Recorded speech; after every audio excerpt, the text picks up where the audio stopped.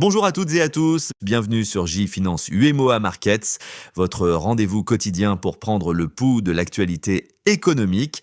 Cet épisode est sponsorisé par Chatshimmer AI, la solution multi-IA développée par JTech. Que vous utilisiez GPT, Claude ou Gemini, Chatshimmer AI vous permet d'accéder à plusieurs intelligences artificielles au même endroit avec un seul abonnement simple et économique. C'est simple, rapide et pensé pour les pros, les créateurs, les étudiants et tous ceux qui veulent de booster leur productivité avec l'IA. Vous trouverez le lien dans la description de cet épisode. Allez-y, testez-le dès maintenant, vous verrez, vous ne pourrez plus vous en passer. Et maintenant, on commence par un rapide tour d'horizon des marchés mondiaux. Wall Street a réagi avec enthousiasme à la trêve douanière annoncée entre Washington et Bruxelles. Résultat, le Nasdaq s'est envolé de plus de 2,38%, poussé par les valeurs technologiques, pendant que le Dow Jones gagnait plus 1,60 et 11%. En Europe, c'est plus calme. CAC 40 stable, DAX en hausse modérée à plus 0,83%. Du côté des matières premières, c'est l'or qui vole la vedette, plus haut historique à 3300 $ l'once en réponse à la faiblesse du dollar américain. Pourquoi ? La reconduction des baisses d'impôts aux États-Unis alimente les craintes de déficit et donc une perte de confiance sur le billet vert. Du côté des devises et du commerce international, trêve USA-UE jusqu'au 9 juillet, comme je le disais, et les investisseurs retiennent leur souffle en attendant deux échéances clés. L'indice PCE Core vendredi et surtout les résultats de Nvidia mercredi prochain.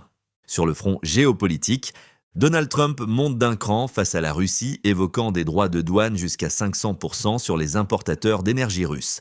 Une menace directe pour les chaînes d'approvisionnement chinoises et indiennes. En parallèle, l'Europe muscle son jeu.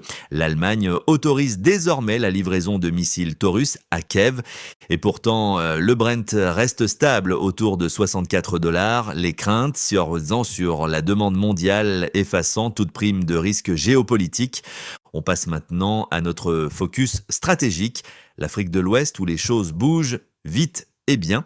La BCEAO a tenu hier la première réunion semestrielle du CLAB, le cadre de concertation sur la lutte anti-blanchiment.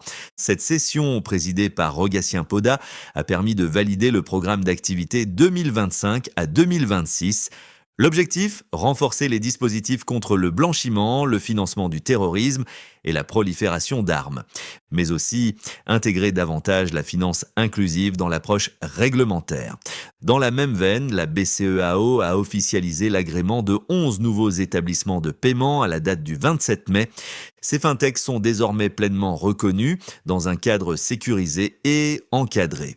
On y retrouve Intouch au Burkina Faso et au Mali, eFuture au Niger, Dunia Digital Payment et Flutterwave Sénégal. Objectif, protéger les dépôts en monnaie électronique, renforcer la sécurité des transactions et surtout accélérer l'inclusion financière dans l'Union.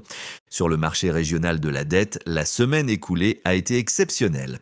422 milliards de francs CFA d'offres reçues pour seulement 170 milliards recherchés, taux de couverture record de 248%.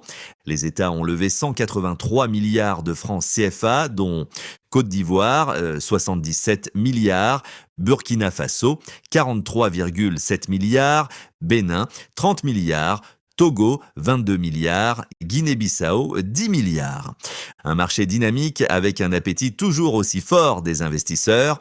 Côté Congo, Total Energy est en passe d'obtenir un nouveau permis offshore. Un accord de principe a été trouvé avec le président Sassou Nguesso. Et si le décret présidentiel est signé à temps, les forages pourraient démarrer avant fin 2025. Objectif 40 000 barils par jour supplémentaire dans un pays où Total assure déjà plus de 60% de la production nationale.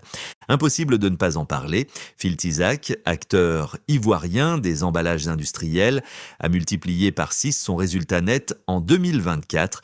On passe de 3 à 18,6 milliards de francs CFA malgré une baisse du chiffre d'affaires. Ce sont les coûts qui ont été comprimés, moins d'achats de marchandises, moins de matières premières, mais un résultat net en forte hausse. L'action explose en bourse, plus 164% depuis janvier, meilleure performance 2025 sur la BRVM. Passons maintenant à la séance du jour sur la BRVM. L'indice composite progresse encore à 303,83 points, plus 0,69% sur la séance et plus 10% depuis le début de l'année. La dynamique reste portée par les secteurs consommation de base et industriels.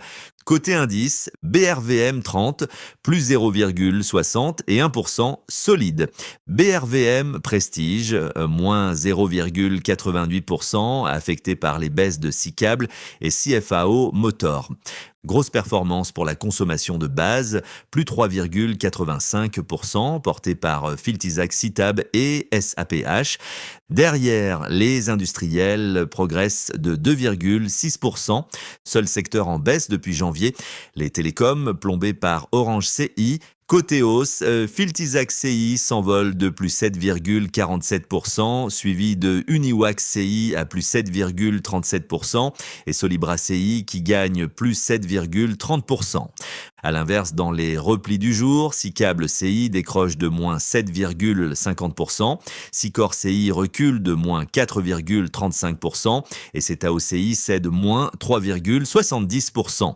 Le 12 juin, la BRVM accueillera le premier Gender Bond coté Ecobank CI 2024 à 2029, taux 6,50%. Un tournant pour la finance sociale en Afrique de l'Ouest. Côté dividende à venir, Sicable CI 128 francs CFA le 2 juin, Orange CI 750 CFA le 11 juin, Ecobank CI 804 CFA ce 30 mai 4B OA entre le 2 et le 3 juin. Vivo Energy CI le 27 juin. Merci d'avoir été avec nous pour cet épisode de J-Finance 8 mots à Markets. Abonnez-vous, partagez et retrouvez-nous dès demain pour toujours plus d'analyses